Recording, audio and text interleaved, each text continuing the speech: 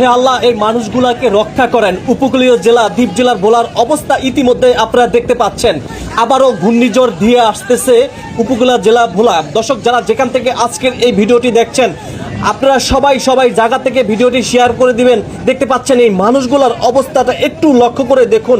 সবাই ভিডিওটি শেয়ার করে দিয়ে লক্ষ মানুষকে দেখার সুযোগ করে দিবেন। ঘূর্ণিঝড়ে অস্থিরতা হচ্ছে দ্বীপ জেলার ভোলার অসংখ্য শত মানুষরা। এই মুহূর্তে যে জায়গাতে আপনাদেরকে দেখানোর চেষ্টা করছি, এটি হচ্ছে দ্বীপ জেলার ভোলার ইলিশা ফেরিঘাটের অবস্থা আপনাদেরকে দেখানোর চেষ্টা করছি। দেখতে থাকুন।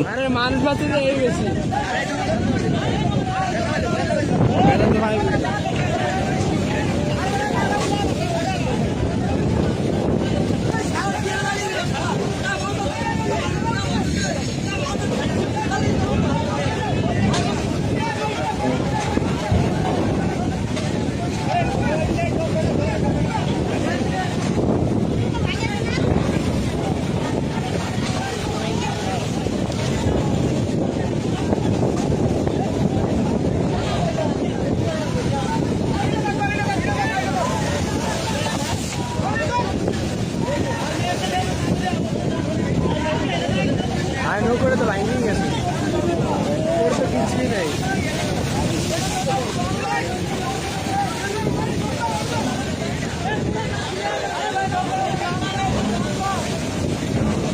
এই লোকরা মাথায় করে উড়ে লেগে যায়।